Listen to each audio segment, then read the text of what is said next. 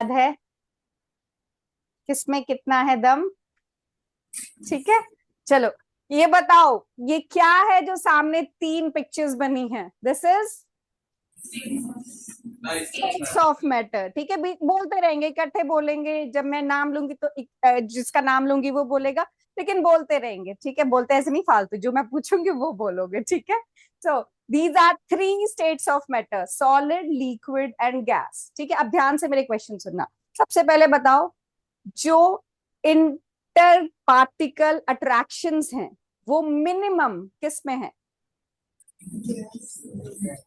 Gas में। सबसे दूर है, सबसे कम अट्रैक्शन, इस साइड आपके गैस आ रही है। ठीक है, अच्छा, जो इंटर पार्टिकल डिस्टेंस है वो किसमें मिनिमम है? बोलो। सॉलिड्स। ठीक है, क्लोजली पैक टुगेदर है। ओके, नेक्स्ट, सबसे ज्यादा कंप्रेसिबल इनमें से कौन है? सबसे ज्यादा कंप्रेसिबल, मोस्ट कंप्रेसिबल। कंप्रेस करना क्या होता है? प्रेशर से उसको पिचका देना पूरा। तो क्या सॉलिड्स को कंप्रेस कर सकते हो? कौन है सबसे ज्यादा कंप्रेसिबल? गैस। जैसे बलून फिल किया है, आप उसको प्रेस कर सकते हो। ठीक है, तो वो कंप्रेसिबल है। ओके, आपको एक एग्जाम्पल बताया था मैंने जो कि ये प्रूव करता है कि लिक्विड्स के बीच में, आप देख पा रहे हो ना, सॉलिड के कंपैरेटिव लिक्विड्स के बीच में थोड़ा सा गैप ज्यादा है। मैंने ये बताया था कि कैसे पता चलता है कि लिक्विड्स के बीच में थोड़ा सा गैप है। कुछ एग्जाम्पल याद है, मैंने लास्ट टाइम बताया था? बोलो, याद है किसी को कि कैसे आपको पता लगता है कि यस इसमें गैप प्रेजेंट है? ये तो हमने ड्रॉ कर दिया ना आपके पास। अब मैं आपको पानी दूं तो क्या आपको वो इंटर पार्टिकल डिस्टेंस ऐसे नजर आता है? How can you prove that liquid particles are far apart, not very closely packed? And how can you prove that gas particles are random? उनके बीच में बहुत ज्यादा डिस्टेंस है। एक एक एग्जांपल दो फटाफट, जिसको आता है बोलो, कोई भी कॉमन एग्जांपल जल्दी से बोलो।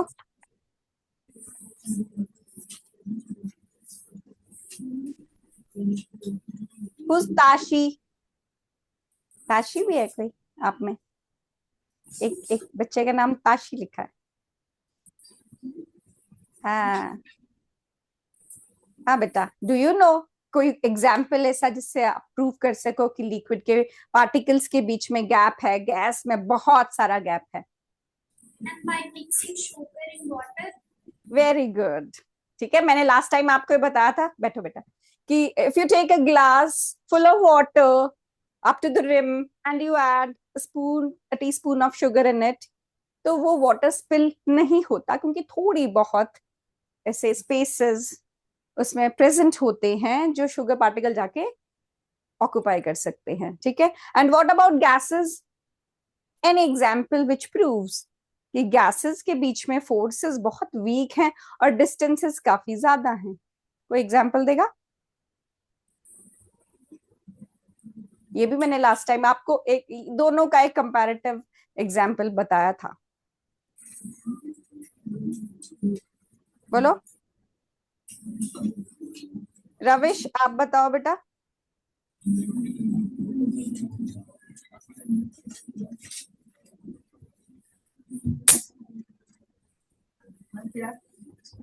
मैं आपको पूछ रही हूँ, कोई एग्जाम्पल आपको बताना है विच प्रूव्स कि लिक्विड में तो कम गैप है, फिर भी गैसेस के बीच में बहुत गैप है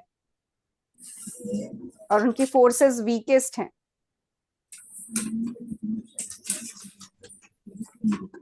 नहीं पता? ओके, आप वहां से बेंच से उठकर आगे आए, बीच में गैस है जिसको आप डिस्प्लेस कर रहे हो। आपके रूम गैस गैस प्रेजेंट है ना, हर जगह एटमॉस्फेयर में गैस है। तो अगर you can move through it, that means you are actually displacing these molecules of gases and making space for yourself to move. ठीक है, तो क्योंकि ये वीक है, you can not move through a solid, क्योंकि उसमें आपको गैप नहीं दिया जा रहा, आप उनको डिस्प्लेस नहीं कर सकते, वो क्लोजली पैक्ड है। You can not move through solid. Last time मैंने आपको बोला था अगर आप स्विमिंग करते हो आपको एफर्ट्स करने पड़ते हैं, क्योंकि वो मॉलिक्यूल्स इतने भी रैंडम नहीं है that you can easily walk in water. ठीक है, थोड़ा सा स्पेस है जिनको आप डिस्प्लेस कर सकते हो और मूव कर सकते हो, and you can not move across a solid absolutely. ठीक है, चलो बैठो, नेक्स्ट करते हैं। Atom, molecule, compound and mixture. What is difference between atom, molecule, compound and mixture? Who knows it? Raise your hands. Raise your hands जिसको पता है। अब ऐसे मत करना कि अगर नहीं नहीं पता है, if you're not raising your hand that means आप सुनते ही नहीं हो क्लास में। फिर लास्ट टाइम मैंने सब बताया ये। अब एक एक को कॉल करूंगी तो हमारा काम बहुत स्लो हो जाएगा, but we have to finish the assignment also. Have you got the assignment? Have you got the assignment? No, ma'am. Okay. तो बताओ what is an atom? बोलो।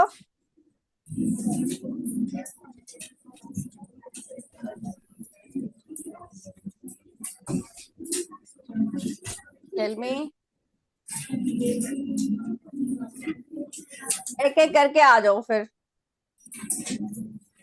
विंडो वाली साइड से, फर्स्ट बेंच से एक एक करके आते जाओ और बताते जाओ। पहला बताएगा व्हाट इज एटम, फटाफट आओ। One by one, stand up and come.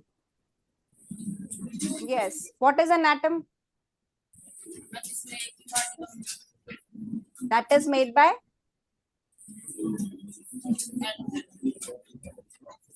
atom is made by atom. Many particle. One particle. अच्छा बैठो। Atom is smallest particle, matter का सबसे छोटा पार्टिकल, जिसको पहले ऐसे सोचते थे कि उससे छोटा कुछ हो ही नहीं सकता, but even that is made up of electron, proton and neutron, जो बाद में डिस्कवर हुआ था। Next one please come. What is a molecule? Ma'am, two or more atoms joined together. Yes, two or more atoms combined together is called a molecule. Can you give an example?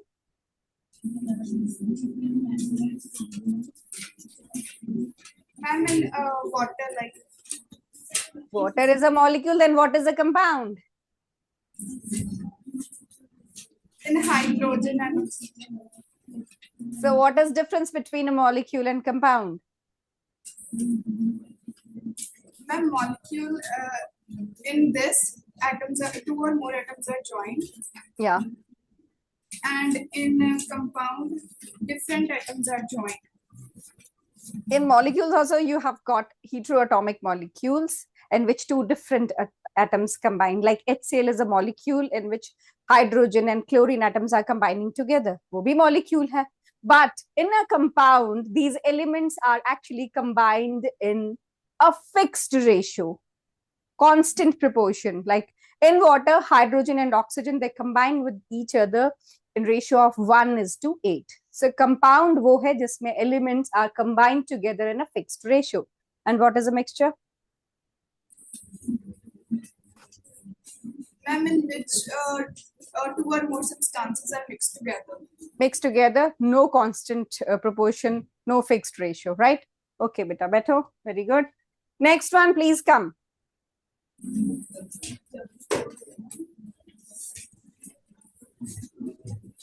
हाँ जी बेटा, you can see classification matter की, कौन सी दो major classifications है matter की? And pure substance and mixture. Pure substance कौन कौन सा है? Element, compound. अब आपने बताना है क्यों है वो प्योर, क्यों बोलते हैं उसको pure? Made up of one kind of element. Very good. ठीक है, वो एक ही तरह के पार्टिकल से बना है एलिमेंट. और why is compound considered pure?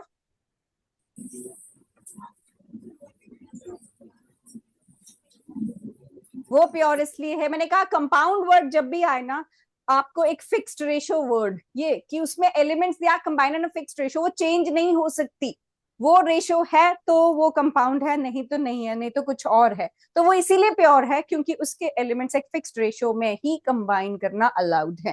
That is why it is considered pure. चलो बैठो, नेक्स्ट आए।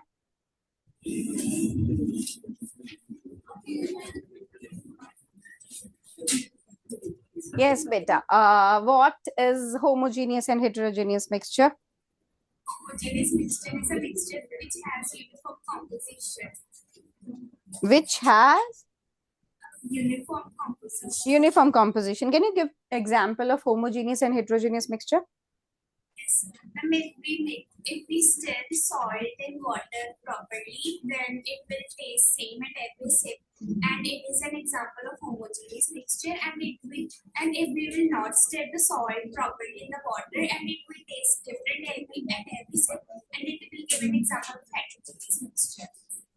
Okay, good. बैठो चलो. Next is हाँ जी. Next student, please come.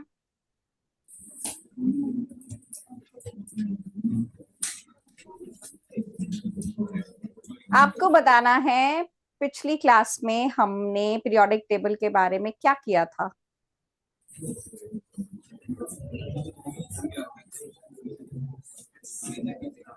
कहां तक आपको एटॉमिक नंबर्स आते हैं? नहीं आते? Did you attend the last class, previous class? Did you attend it? Okay, फिर तो आना चाहिए. मैंने आपको बताए थे कुछ एलिमेंट्स. Do you remember?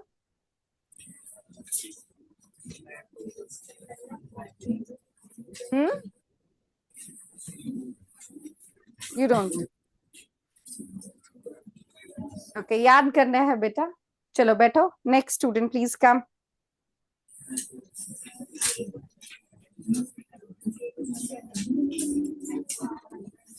आपको आते बेटे atomic number first few elements के? यस और नो? तो आपको 1 to 20 पूरी क्लास को एटॉमिक नंबर्स लर्न करने हैं. और लास्ट टाइम मैंने आपको बताया था कौन सी एटम्स कौन सा चार्ज कैरी करते हैं, कुछ ऐसा बताया था आपको. हाँ जी, यू वर नॉट प्रेजेंट. पर आपने कुछ पढ़ा है 9th क्लास में अभी? अच्छा, आप 9th में हो, ठीक है, बैठो.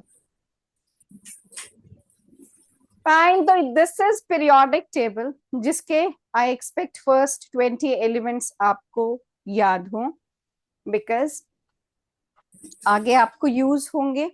जो आप इस क्लास में फॉर्मूलाज बनाना सीखोगे तो उन फॉर्मूलाज में आयंस बनानी पड़ती हैं. कुछ एलिमेंट्स पॉजिटिव चार्ज कैरी करते हैं, कुछ नेगेटिव. सो अगर आपको थोड़ा सा आइडिया हो तो ये जो पीरियोडिक टेबल की फर्स्ट लाइन है, ये सारे 1 पॉजिटिव चार्ज कैरी करते हैं. जो सेकंड लाइन है, ये सारे 2 पॉजिटिव चार्ज कैरी करते हैं. ठीक है. और जो पॉजिटिवली चार्ज आयंस होती हैं उनको हम कैटायंस बोलते हैं.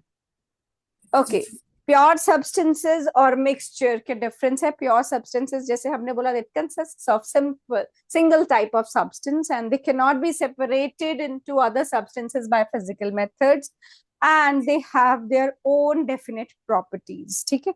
हर एलिमेंट की एक डेफिनेट प्रॉपर्टी है, हर कंपाउंड की एक डेफिनेट प्रॉपर्टी है, और एलिमेंट और कंपाउंड प्योर सब्सटेंस में आते हैं. मिक्सचर में mixture consists of 2 or more substances and they can be separated into components by physical methods. मगर जो कंपाउंड है आप उसको फिजिकल मेथड से सेपरेट नहीं कर सकते हो. कंपाउंड को अगर फिजिकल मेथड से कंपाउंड को अगर सेपरेट करना हो तो you need to carry out chemical method. Suppose you have water. Water को अगर उसके कॉन्स्टिट्यूएंट्स में H2 और O2 में सेपरेट करना हो तो आपको इलेक्ट्रिसिटी पास करनी पड़ती है, which is a chemical method. ठीक है. तो ये एक बहुत इंपॉर्टेंट डिफरेंस हो जाता है कि प्योर मिक्सचर और कंपाउंड में, कि मिक्सचर को सेपरेट करने के लिए physical methods can be employed but compounds can not be separated. You can write this point, लिख लो. Mixtures can be separated. Mixtures can be separated by physical methods by physical methods, but compounds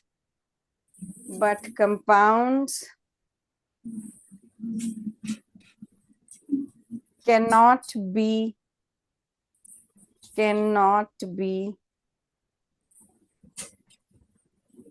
separated by physical methods.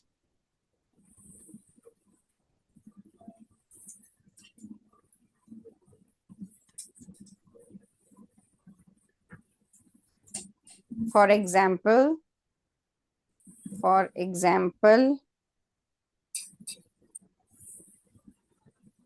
to separate water into its constituents,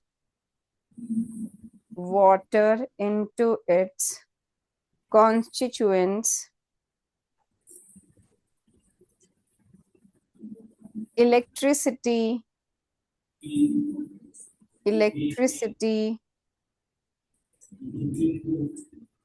has to be passed through it.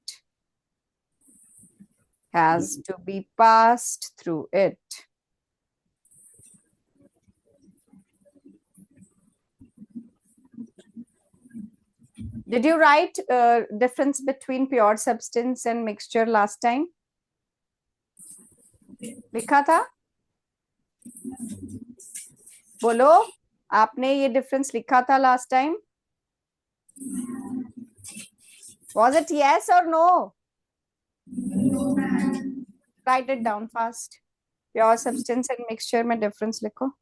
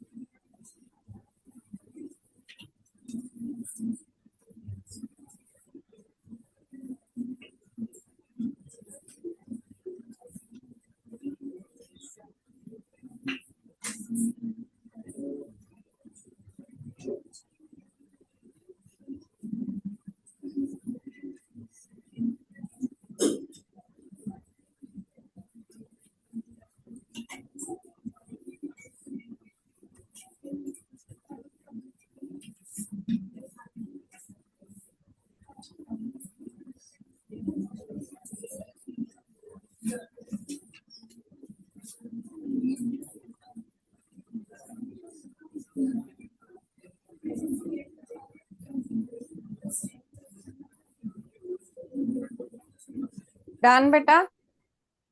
No.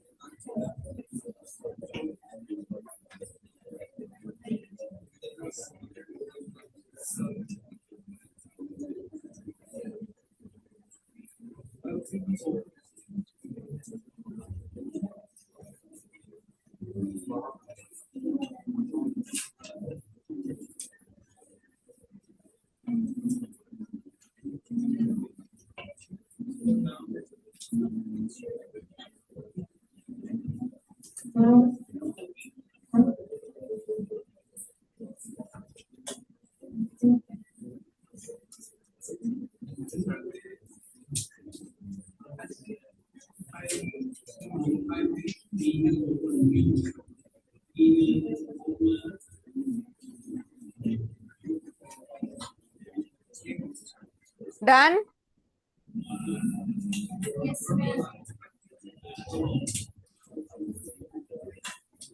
Some students are still writing. लिखो फिर.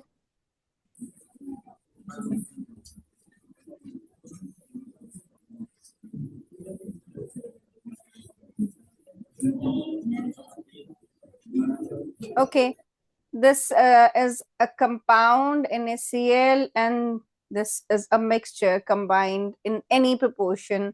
Compound में it is fixed, but mixture में it can be combined in any proportion. ठीक है? So mixture में जैसे we did a homogeneous और heterogeneous, तो homogeneous में एक होता है true solution. True solution है जिसमें पार्टिकल साइज इतना छोटा होता है कि we can not differentiate easily कि इसमें कुछ है भी या नहीं, और विजिबल भी नहीं होता वो नेकेड आई से. वी कैन नॉट जज कि वो एक ट्रू सोल्यूशन है या उसमें कुछ सोल्यूशन में भी है कुछ, या सिंपल वो सॉल्वेंट ही है. ठीक है, जैसे पानी में अगर मैंने NaCl डिजोल्व किया तो वो एक ट्रू सोल्यूशन हुआ. ठीक है, लेकिन मैं सिर्फ पानी को देख के नहीं बता सकती हूँ कि उसमें NaCl डिजोल्व है, क्योंकि उसका पार्टिकल साइज इतना छोटा है कि वो विजिबल ही नहीं होता. और होमोजीनियसली मिक्स्ड होगा तो वो ट्रू सोल्यूशन होगा. वैसे जो अलॉयज बनाते हैं, अलॉयज में क्या करते हैं, दो मेटल्स को कंबाइन करते हैं. तो उनको ऐसे सॉलिड स्टेट में तो नहीं वो कंबाइन होते हैं मेटल्स को, पहले लिक्विड स्टेट में वो बनाया जाता है, उनको हीट किया जाता है और फिर मिक्सिंग की जाती है और होमोजीनियस मिक्सिंग करके अलॉय बनाया जाता है. ठीक है, तो वो alloy is also homogeneous mixture. Then is heterogeneous mixture suspension and colloid. तो सस्पेंशन है जैसे कि अगर आपने वाटर में सैंड डिसॉल्व की है. ठीक है, तो सैंड पार्टिकल तो आपको दिख जाता है, और मोर ओवर अगर स्टर करोगे थोड़ी देर तो वो घूमता रहता है स्टरिंग की एनर्जी के साथ, लेकिन उसके बाद धीरे धीरे उसके पार्टिकल सेटल डाउन होने लग जाते हैं, और उसको हम सस्पेंशन बोलते हैं, जब पार्टिकल्स नीचे सेटल डाउन हो जाते हैं.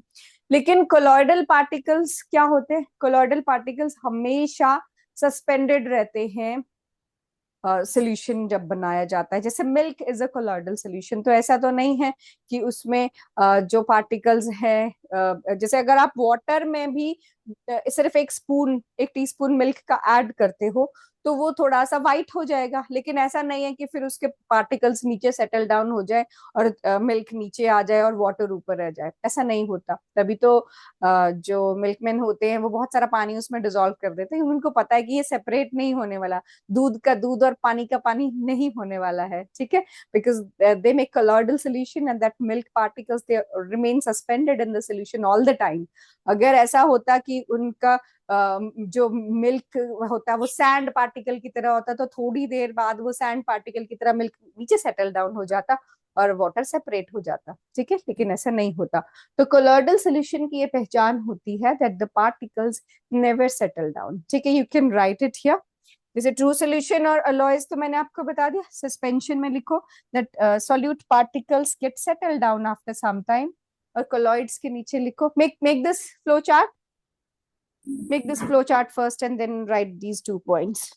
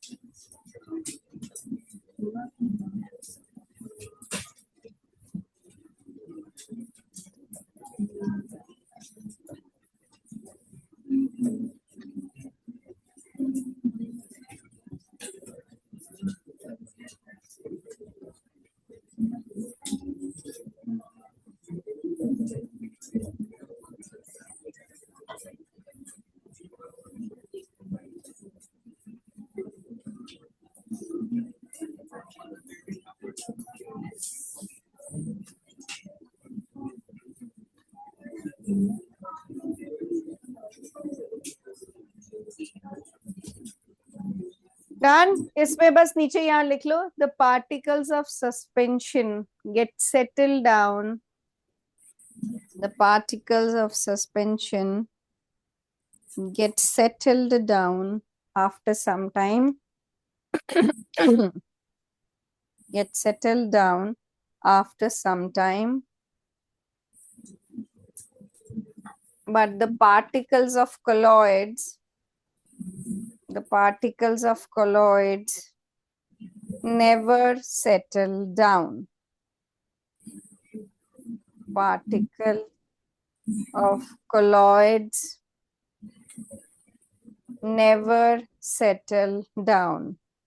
एग्जाम्पल भी लिख लो सस्पेंशन का, सैंड एंड वाटर। और नेक्स्ट टाइम मैं पूछूं तो ये एग्जाम्पल्स आपको याद होने चाहिए। सस्पेंशन का सैंड एंड वाटर, कोलॉइड्स का मिल्क। ठीक है, देखो ये आपको विजुअल रिप्रेजेंटेशन है हेट्रोजीनियस मिक्सचर में, कहीं पर पिंक ज्यादा, कहीं ब्लू पार्टिकल ज्यादा। होमोजीनियस मिक्सचर में वो इवनली स्प्रेड है। ठीक है, एक पूरा इवनली दोनों चीजें मिक्स्ड है। सैंड प्लस वाटर एक हेट्रोजीनियस मिक्सचर है, लेकिन शुगर प्लस वाटर या सॉल्ट प्लस वाटर वो एक होमोजीनियस मिक्सचर है। ठीक है, ये आपने किया था लास्ट टाइम, सॉल्यूट और सॉल्वेंट। तो जैसे आप कोई भी शुगर, सॉल्ट, या जैसे यहाँ पर ये ऐसे KMnO4 की क्रिस्टल्स होती है, पोटेशियम पर मैग्नेट, ऐसी पर्पल सी क्रिस्टल्स होती है उसकी। जब तो ज्यादा ऐसे जो क्रिस्टल होती है वो तो पूरा पर्पल लुक देता है, लेकिन थोड़ा सा अगर इसको वाटर में ऐड करो तो वो पिंक कलर का बन जाता है। ठीक है, तो इसमें ये वाटर लिया है हमने और ये सोल्यूट, इसको डिसॉल्व करेंगे तो दिस मेक्स सोल्यूशन। ठीक है, and we did this 9 type of solutions. We did gaseous solution, we did this table last time, right?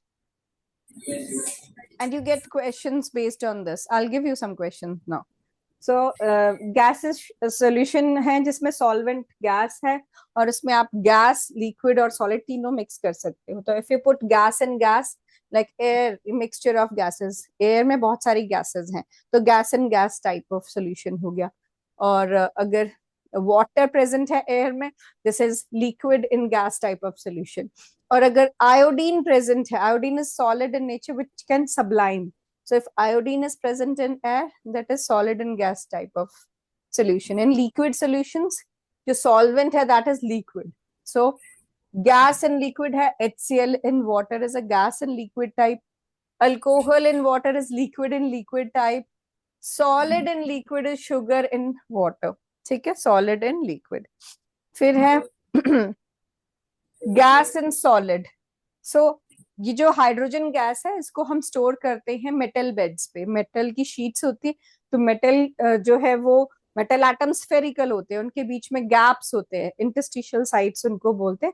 तो उन गैप्स में गैस ट्रैप हो जाती है। तो this type of solution is called gas in solid. ठीक है, सॉलिड मेटल एटम्स की शीट्स पे जो गैप्स होते हैं छोटे छोटे एटम्स के बीच में, gas gets trapped in that. ठीक है, so this is gas in solid type of solution, and mercury is a liquid and zinc is a solid. So this is mercury in zinc, ये amalgam जो है वो mercury is the solute and zinc, mercury is present in liquid state, zinc is present in solid state. So this is liquid and solid type of solution. And gold and silver, this is solid and solid type of solution. Then we did miscibility, कुछ substances आपस में easily mix हो जाते हैं। ठीक है, they are called miscible solutions, like they are friends जो आपस में आराम से mix हो जाते हैं। ठीक है, लेकिन कुछ solutions, कुछ liquids आपस में फ्रेंड नहीं बन पाते हैं, उनमें हमेशा लड़ाई होती रहती है कि मुझे नहीं तुम्हारे साथ बात करनी, तो वो इमिसिबल लिक्विड्स अपना अपना देखते हैं। यहाँ पर ये दोनों फ्रेंडशिप हो गए, इनके बीच में मिक्स हो गए। ठीक है, immiscible, they do not gate mixed with each other, they form separate layers. जैसे यहाँ पर आप देख रहे हो सेपरेट लेयर्स इसमें बन गई हैं। ठीक है, such liquids are called immiscible liquids. Right, okay. आपको बताना है टाइप ऑफ सोल्यूशन, इसमें you are given definition of solution, this whatever type of mixture it is, write it down. You have to fill the first column yourself, read the characteristics and make the table in your notebook. Fatafat, make this table in your notebook, and you have to judge what type of mixture it is. You're given the definition. The first one is mixture with uniform composition throughout. इसका example है salt and water, air, vinegar, ठीक है। And इनको हम separate नहीं कर सकते उनके कंपोनेंट्स में, they look uniform. So what kind of solution is it? Tell me, कौन सा सॉल्यूशन है ये? होमोजीनियस। ये कौन सा मिक्सचर है? होमोजीनियस, ठीक है। This is homogeneous mixture.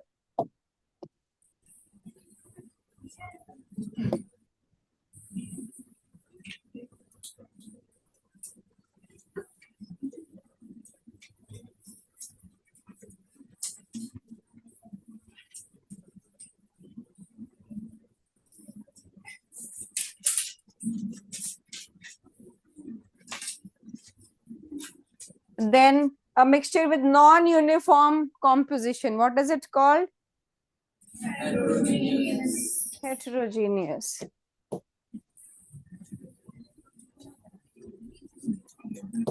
And examples are oil and water, sand and iron. और इसके जो components हैं वो easily visible भी हैं और separable भी हैं, ठीक है।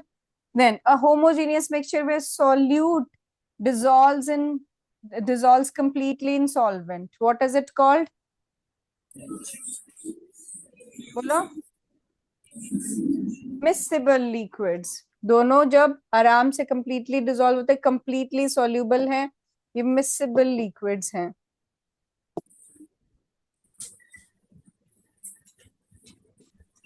और अगर कुछ उसमें सेटल डाउन हो जाते हैं और इस तरह के लिक्विड को अगर सोल्यूशन के टर्म्स में डिफाइन करना हो तो वो ट्रू सोल्यूशन हो जाएगा, ठीक है। जैसे हम शुगर, अगर वो लिक्विड्स हैं, यहाँ तो मिक्सचर बोला है ना, मिक्सचर में तो कुछ भी हो सकता है, सॉलिड, लिक्विड, गैस। अगर दोनों लिक्विड्स हैं तो मिक्सेबल लिक्विड्स हैं, और अगर एक सॉलिड, जैसे यहाँ पर शुगर इन वाटर किया है या सॉल्ट इन वाटर किया है, तो solid and liquid type of solution, and this gives you true solution when they completely mix. और इस तरह के सोल्यूशन का जो पार्टिकल साइज है that is less than 1 nanometre, and it does not scatter light.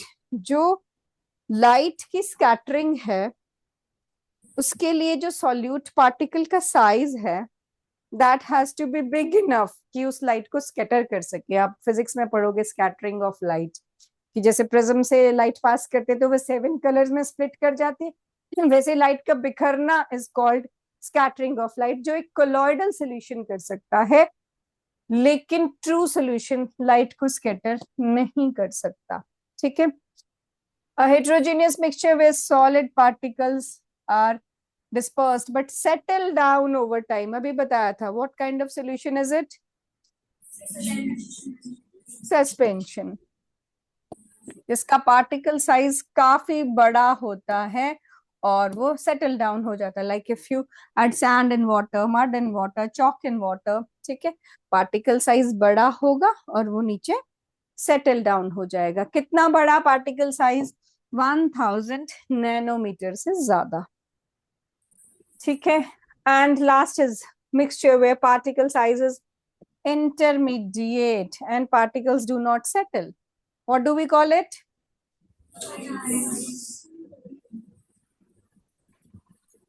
This is colloids or colloidal solution, जिसमें particle size, जैसे मैंने आपको बोला था milk is a colloidal solution, particle size हमेशा, अगर सेटल डाउन नहीं हुआ था वो, अगर 1 चम्मच भी आप मिल्क ऐड करते हो वाटर में तो वो हमेशा व्हाइट ही रहेगा, ऐसा नहीं कि वो व्हाइट व्हाइट मिल्क नीचे सेटल डाउन हो गया, पानी ऊपर आ गया, ठीक है। तो एंड फॉग, फॉग जैसे होती है तो आपको दिखता है कि धुंध है, तो ऐसा नहीं कि वो फॉग नीचे सेटल डाउन हो रहे उसके पार्टिकल्स और ऊपर सिर्फ एयर रह रही है, वो पूरा सस्पेंडेड होती है, और उसका जो पार्टिकल साइज होता है that is between 1 nanometer to 1000 nanometer. This is the particle size of colloidal solution, right? And ये हो गया, blood is a colloidal solution, shaving cream is a colloidal solution. ठीक है, write it down.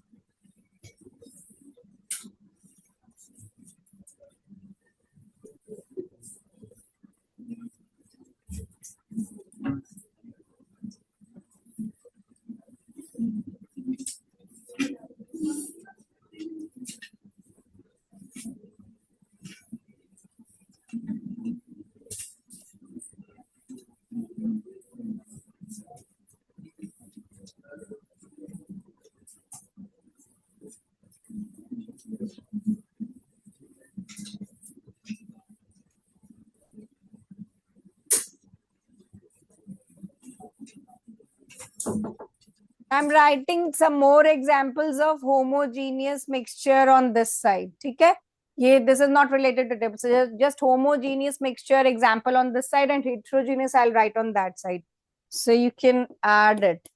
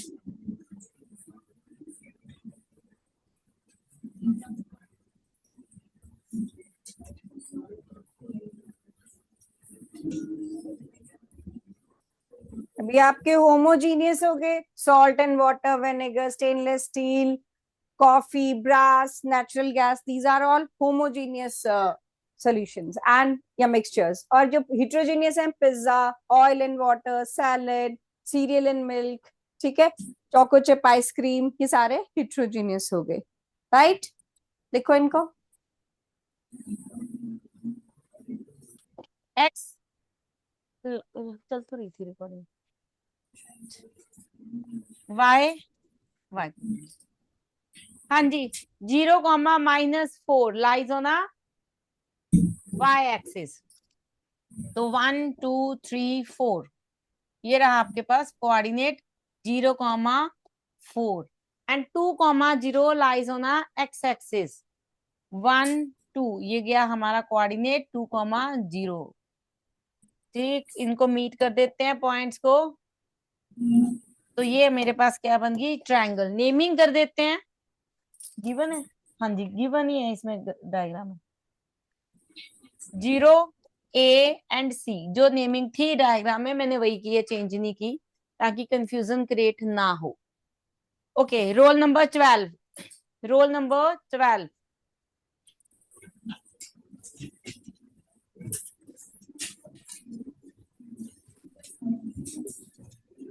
Area of triangle.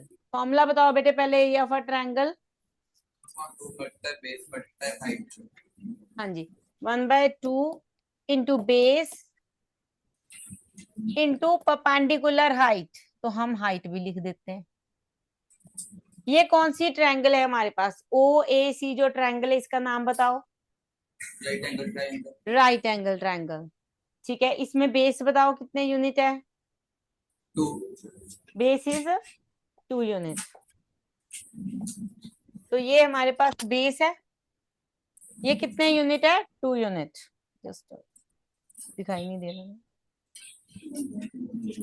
ये हमारे पास हम count करेंगे 1 2, तो ये 2 यूनिट है। और पापा हाइट बताओ जरा। Height is 4 unit. गैप कितने यूनिट्स हैं? 1 1 करके काउंट करोगे तो 4 गैप्स हैं, 1 2 3 4। तो ये आ गया हमारे पास 4 यूनिट। क्लियर है? तो यहाँ पे फॉर्मूले में वैल्यू 1/2 इंटू 2 इंटू 4। आंसर क्या आ गया हमारे पास?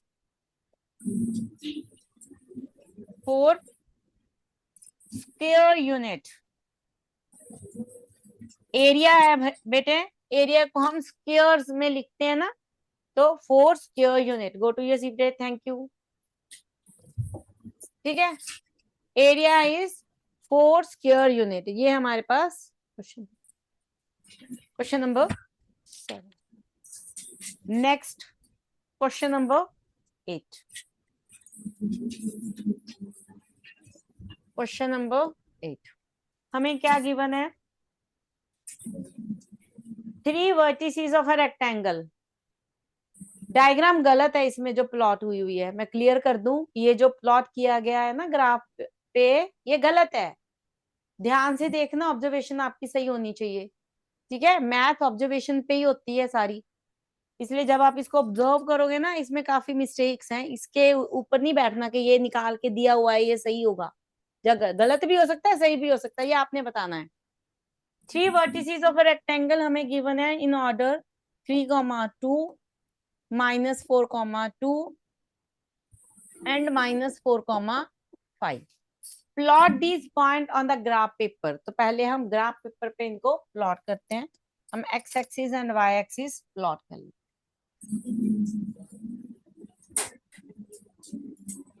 ठीक, ये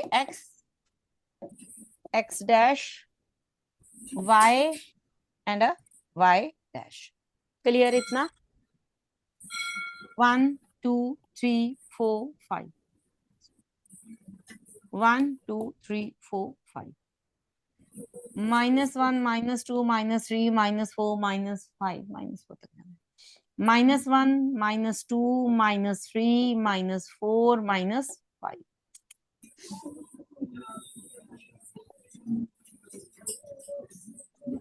-5। इधर भी नीचे भी प्लॉट करते हैं। 1 2 3 4, वाई तो नेगेटिव है, चलो -1 -2 -3। ऊपर 1 2 3 4 5 6 7, 1 2 3 4 5 6। अब हम प्लॉटिंग करते हैं। फर्स्ट पॉइंट है हमारे पास 3, 2, x 3 यूनिट, y 2 यूनिट, और first quadrant both are positive, then first quadrant 3, 2, 3, 2। ये गया आपका कोऑर्डिनेट 3, 2। कौन सा कोऑर्डिनेट है ये?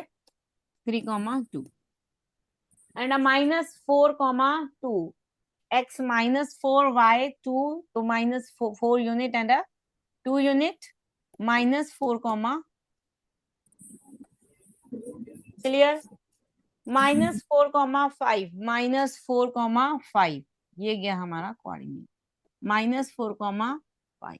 हमें क्या प्लॉट करनी है? हमें एक रेक्टेंगल प्लॉट करनी है। उन्होंने यही बोला है रेक्टेंगल है ये, तो रेक्टेंगल प्लॉट करनी है। रेक्टेंगल के लिए हम पहले इन दोनों लाइन पॉइंट्स को मीट कर देंगे, देन हम इन दोनों पॉइंट्स को मीट कर देंगे। अब हमें पता है rectangle means all sides are perpendicular to each other. ठीक है, तो यहां से पहले प्लॉट करते हैं परपेंडिकुलर लाइन। रफली कर लो, हमें नहीं पता अभी कहाँ तक जाना है, तो हमने लंबी लाइन प्लॉट कर दी। फिर हम यहाँ पे प्लॉट करेंगे परपेंडिकुलर लाइन। तो जब आप प्लॉट करोगे, ये दोनों लाइन यहाँ पे इंटरसेक्ट कर रही हैं इस कोऑर्डिनेट पे। ठीक है, तो ये कोऑर्डिनेट हमें मिल गया। हाँ जी, roll number 13। Roll number 13।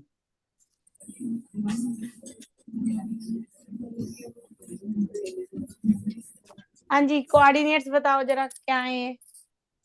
3,5 3,5 x 3 unit y 5 unit. ठीक है, हमें क्या फाइंड करना है? पहले तो फोर्थ क्वाड्रेंट फाइंड करना था, जो हमने फाइंड कर लिया, दैट इज 3,5।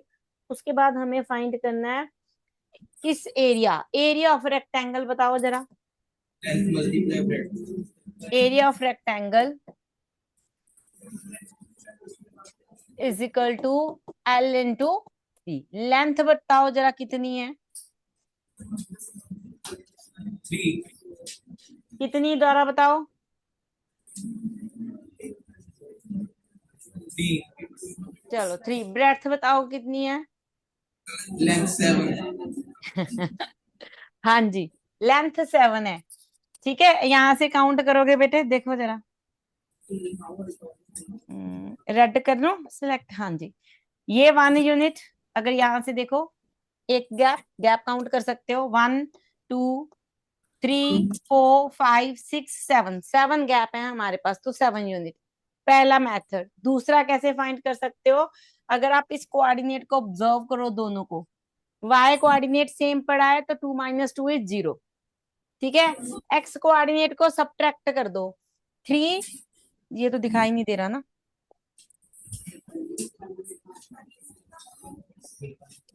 3 -4, ये है ना x कोऑर्डिनेट -4, तो ये 3 + 4 हो गया, विच इज 7। तो ये हमारा जो गैप है that is the 7 unit. Clear? Length is 7 unit. Breadth बताओ बेटे। Breadth is 3 unit. वही सेम गैप काउंट करो। 1 1 2 3, 3 गैप्स हैं, तो 3 unit. 3 unit.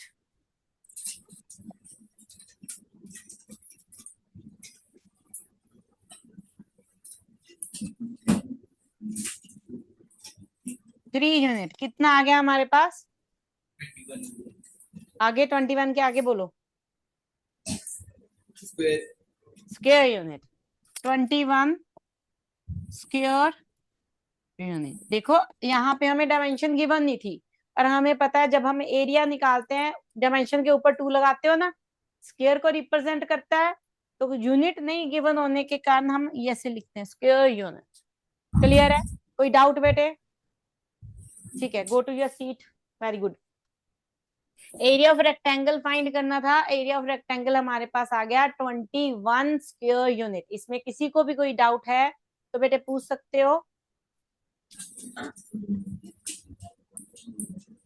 Yes, question done है। Next question number 9।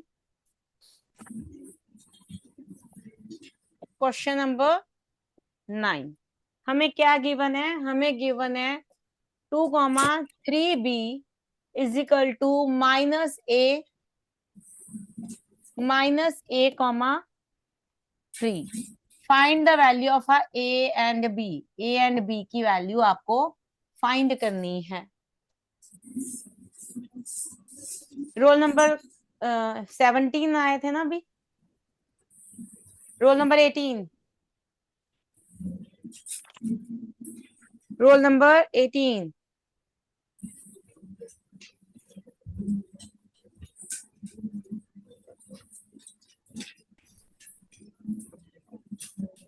यस बेटा, a एंड b की वैल्यू फाइंड करनी है, बताओ जरा।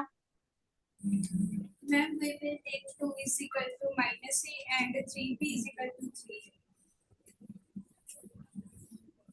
बिल्कुल, हम ऑर्डर्ड पेयर दिए होते हैं, ये हमें, इसको हम ऑर्डर्ड पेयर भी बोलते हैं, मैंने लास्ट क्लास में बताया था।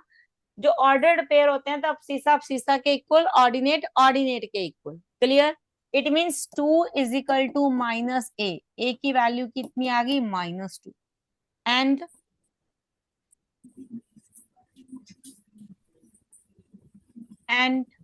3b, ये क्या हो गया? बहुत अजीब। 3b इज इक्वल टू 3, तो यहां से b की वैल्यू कितनी आ गई? 1। हमें a एंड b की वैल्यू ही निकालनी थी। Go to your seat. Go to your seat बेटे। Very good. A is -2 and B is 1. Easy question था. Question number 9. Next question, question number 10. Question number 10. Line passes through the point -1, 5 and 6, 5 is parallel to which axis? Roll number 20. Roll number 20.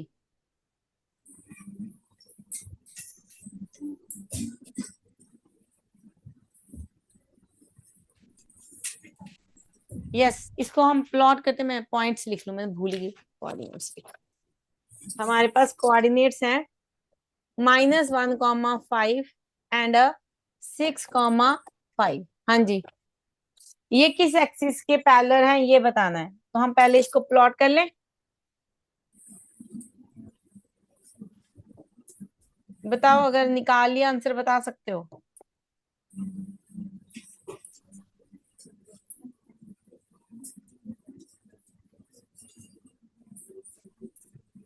-1, 5 कौन से quadrant में lie करेगा?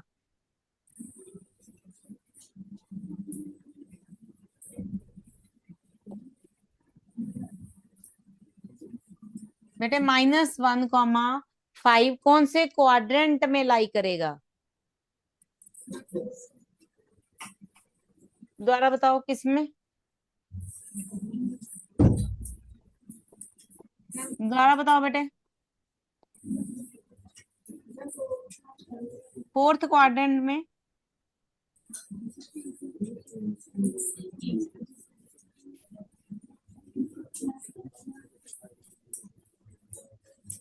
आपने fourth quadrant बोला बेटे.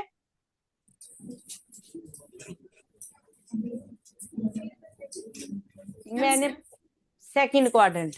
Fourth में नहीं लाई करेगा, सेकंड में क्वाड्रेंट में लाई करेगा. X is negative and Y is positive.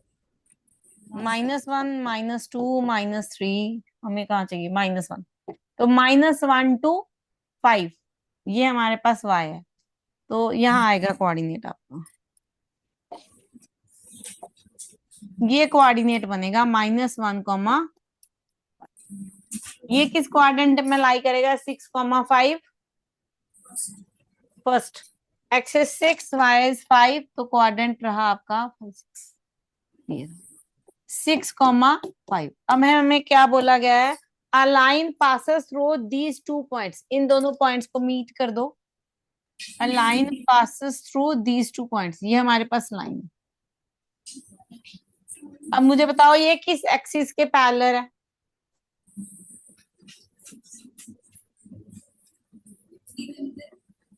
ये किस एक्सिस के पैरेलल है? दोबारा बोलो बेटा. X axis. ठीक है, यहां से इजीली हम देख सकते हैं कि ये हमारे पास एक्स एक्सिस के पैरेलल है. तो हमें यही पूछा है, a line parallel to X axis. यही हमारा आंसर है. कि क्वेश्चन था a line which passes through these 2 point parallel to which axis. तो हमारा आंसर है parallel to X axis. Go to your seat बेटे. Very good. ठीक है, तो ये हमारे पास एक्स एक्सिस के पैरेलल है line. Question number 11.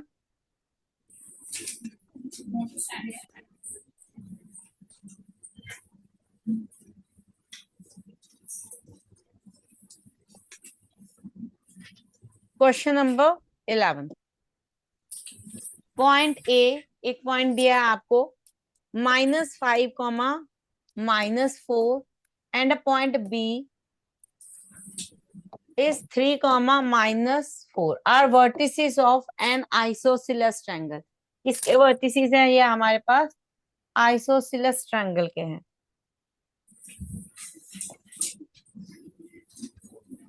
isosceles triangle.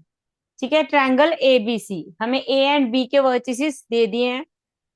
आगे क्वेश्चन है, plot this point on a graph paper. पहले हम इन पॉइंट्स को ग्राफ पेपर पे प्लॉट करते हैं.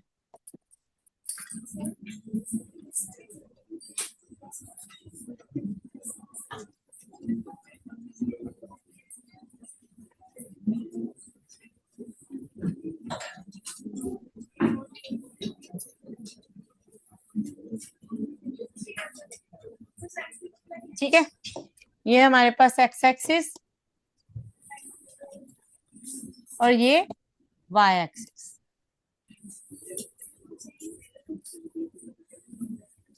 नंबरिंग कर देते हैं।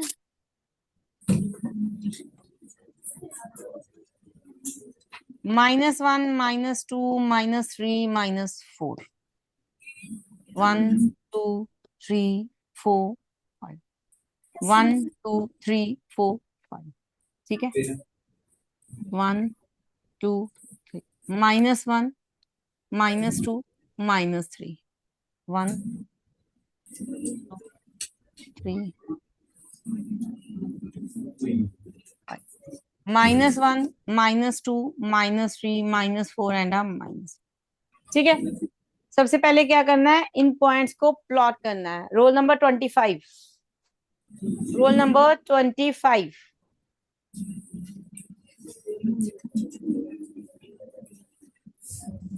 यस बेटे, इसका क्वाड्रेंट बताओ।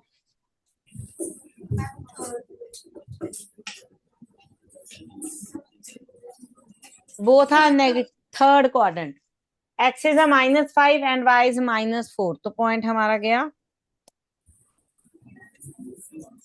-5 एंड -4। ये गया हमारा कोऑर्डिनेट -5,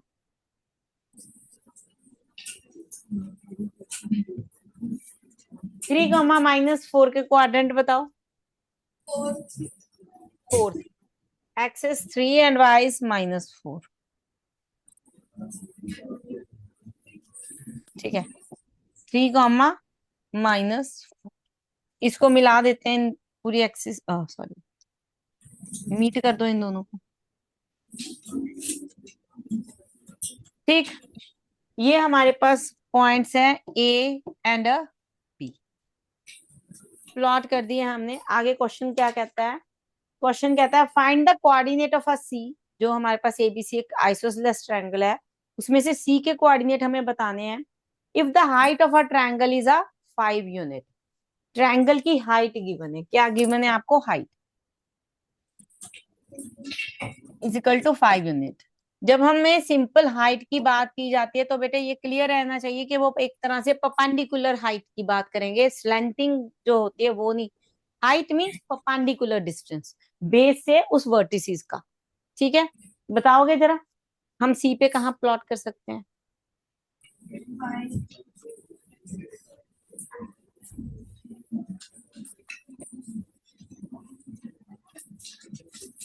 वो ये मेरे पास एक आइसोसेलेस ट्रायंगल है, ठीक है, ये ए बी, ये सी। आइसोसेलेस ट्रायंगल में मैं कह रही हूँ ये दोनों साइड्स हमारी इक्वल है, क्योंकि हम बेस को इक्वल लेके अभी नहीं चल रहे हैं। हमारे पास जो हाइट होती है वहां से इक्वल लेते हैं जिसकी हाइट दी जाती है। ठीक है, अगर यहाँ से मैं एक हाइट, जब आप परपेंडिकुलर हाइट प्लॉट करते हो आइसोसेलेस ट्रायंगल की, दो जो इक्वल साइड हैं वो जिस पॉइंट पे मीट करते हैं उस वर्टिसेस से जब आप परपेंडिकुलर प्लॉट करते हो तो बेस को दो इक्वल पार्ट्स में डिवाइड करता है। क्लियर, कहने का मतलब ए बी का जितना भी डिस्टेंस होगा, हाफ डिस्टेंस इधर जाएगा, हाफ डिस्टेंस इधर जाएगा। हमें ये पॉइंट चाहिए, यहां से हम 5 यूनिट ऊपर को चले जाएंगे हाइट। इतना क्लियर है। तो मुझे क्या चाहिए, मुझे ए बी का मिड चाहिए। क्लियर, तो पहले तो मुझे ए बी लेंथ पता होनी चाहिए कितनी है। जरा काउंट करो ए बी की लेंथ, गैप काउंट करो कितने हैं।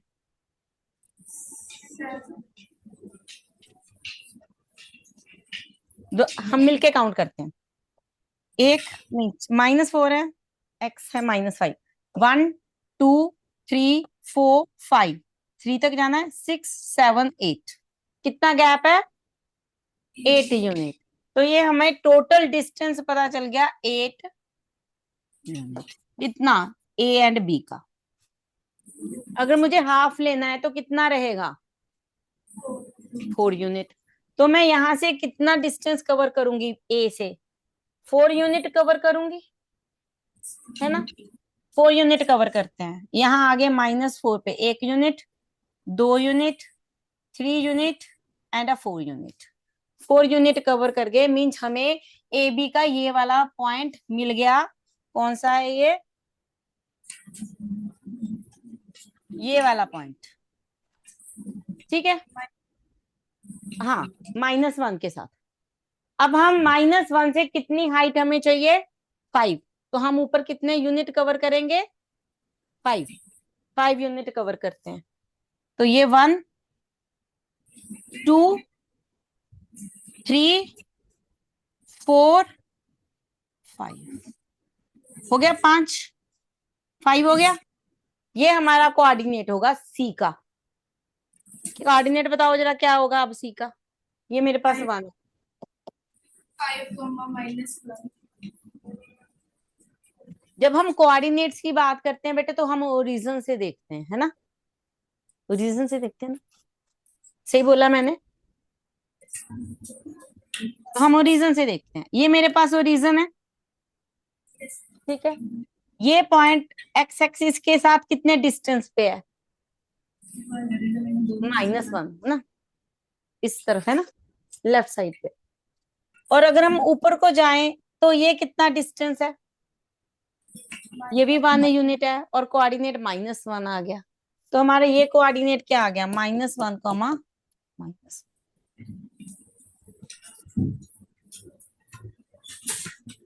क्लियर है, ये चीज क्लियर है मैंने क्या बोली, ठीक है। जब हम कोऑर्डिनेट्स बताते हैं तब हम ये नहीं है कि हाइट कितनी है उसके हिसाब से बताएंगे। हमने जब उस पॉइंट को फाइंड किया तब हम उस कोऑर्डिनेट को ओरिजिन से बताते हैं कि ओरिजिन से उसका डिस्टेंस कहाँ पे है। क्लियर रहेगी मेरी बात। और हम डिस्टेंस कैसे निकालते हैं, हाइट कैसे निकालते हैं, परपेंडिकुलर। आइसोसेलेस ट्रायंगल में ये हमेशा मिड पॉइंट रहेगा। तो पहले मिड पॉइंट फाइंड करना है, फिर हमें 5 यूनिट ऊपर जाना है। वहां पे पहुंचने के बाद हम ओरिजिन से उसका कोऑर्डिनेट फाइंड करेंगे। क्लियर। और हमें अब सी मिल गया है। सी के कोऑर्डिनेट क्या है, -1, -1। क्लियर है बेटे, इतना क्लियर है, ठीक है। अब इसको मिला दो, बस क्वेश्चन डन है।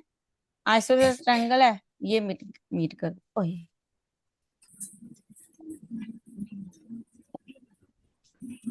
ये कोऑर्डिनेट को इससे मीट कर दो और इसको। अब ये जो हमारे पास ट्रायंगल है, this is an isosceles triangle. इसमें किसी को भी कोई भी डाउट है तो पूछ सकते हैं बेटे, कुछ भी पूछना है इस क्वेश्चन में तो पूछ सकते हो। तो हमारे पास सी के कोऑर्डिनेट क्या आ गए हैं,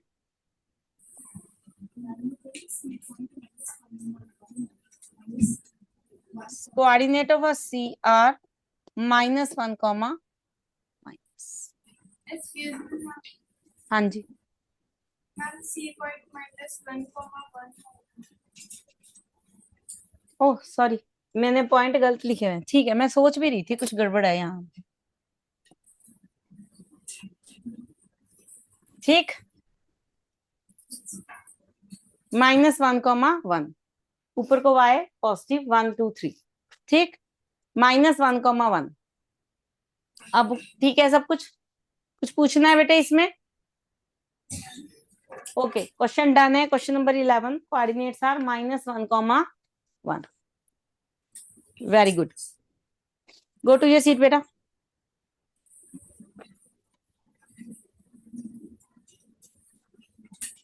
next question, question number 12। Question number 12, treasure map. A treasure map show tree at a 2, -2, -4। हमें ट्री के कोऑर्डिनेट्स दिए हैं -2, -4। रॉक के कोऑर्डिनेट्स दिए हैं 5, -3। एंड अ रिवर के कोऑर्डिनेट्स दिए हैं हमें -6, 1। State quadrant of each and direction from origin. पहले तो हम क्वाड्रेंट लिखते हैं, उसके लिए हम इनको प्लॉट कर लेते हैं कोऑर्डिनेट एक्स एक्सिस पे।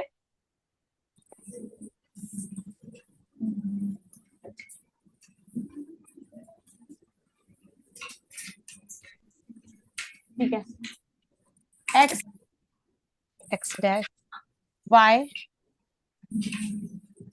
हमें x में कहाँ तक जाना है, प्लस में तो 5 तक, 1 2 3 4 5, 1 2 3 4 एंड नेगेटिव -6, 1 2 3 5, -1 -2 -3 -4 -5 6, y में हमें जाना है +1 1 एंड 2 एंड नेगेटिव जाना है आपको -4, 1 2 3 एंड 4, -1 -2। ठीक है, प्लॉट करते हैं। 3 -2 -4, it means third quadrant, x negative and y negative, point is at this. ठीक है, यहाँ पे हमारे पास क्या है, -2 -4, और ये हमारे पास यहाँ पे 3 है। तो 3 के कोऑर्डिनेट्स क्या आ गया, 3 का कोऑर्डिनेट्स आ गया आपके पास थर्ड क्वाड्रेंट। ठीक, अब आ जाए रॉक। रॉक है x पॉजिटिव y नेगेटिव, 5 -3, ये रहा 5 -3। कौन सा क्वाड्रेंट, फोर्थ।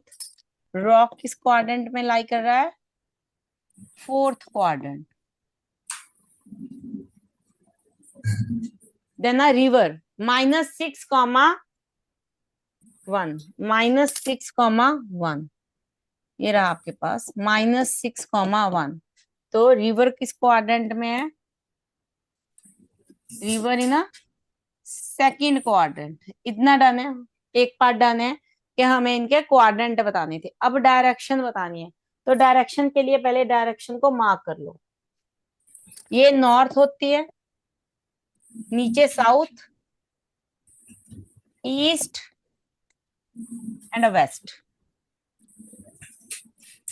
ठीक है, north south east west. Tree from the origin बताना है, ये ओरिजिन है। ठीक, ट्री कहाँ पे है, थर्ड क्वाड्रेंट में, तो किस डायरेक्शन में है, वेस्ट एंड साउथ के बीच में है कहीं।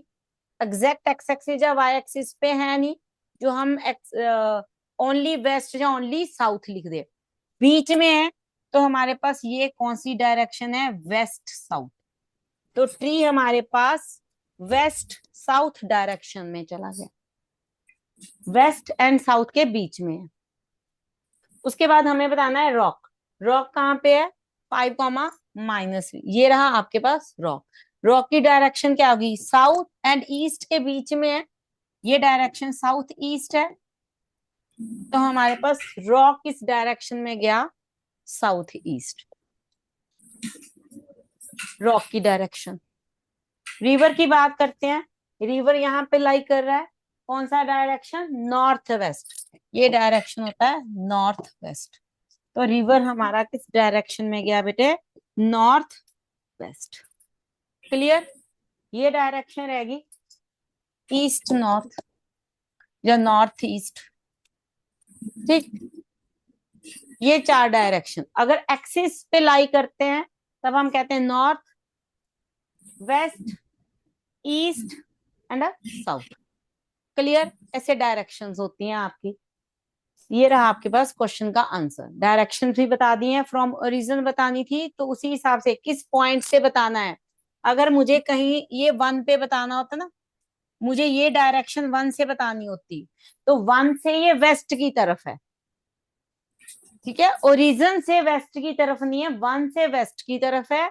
ओरिजिन से ये स्लेंटिंग जा रही है, तो ये नॉर्थ वेस्ट हो गया हमारे। तो ये भी मैटर करता है आप किस पॉइंट से डायरेक्शन बता रहे हो। क्लियर है मेरी बात, ऐसे नहीं होता कि मैम ने बताया था एक्सिस पे तो लाई नहीं करता किसी भी, तो वो एग्जैक्ट नॉर्थ ईस्ट वेस्ट नहीं रहेगा। आपको किस पॉइंट से बताना है वो भी मैटर करता है। अगर तो ओरिजिन पे बताना है तब हम एक्सिस पे देखते हैं, अगर हमें ओरिजिन से नहीं बताना तो हम उस पॉइंट के हिसाब से देखते हैं कि बिल्कुल परपेंडिकुलर है, पैरेलल है, उसी सीध में, मीन स्ट्रेट लाइन में है उसकी, तो वो exact north south east waste होता है। अगर नहीं है तो आप देख लो किस 2 डायरेक्शन के बीच में लाई करता है। क्लियर है, रहेगा, ध्यान में रहेगा। ठीक है बेटे, क्वेश्चन ये वाला डन है। कोई डाउट है तो पूछ सकते हो। क्लियर। जो नेक्स्ट क्वेश्चन है वो भी सेम इसी तरह से डायरेक्शंस बतानी होंगी और मैप भी आपका इसी तरह का है, सॉरी केस स्टडी भी आपकी इसी तरह की है। ये आपने डन कर लेनी है, तो ये असाइनमेंट आपकी डन है। क्लियर। ओके देन, बाय बेटा, बाय बेटा।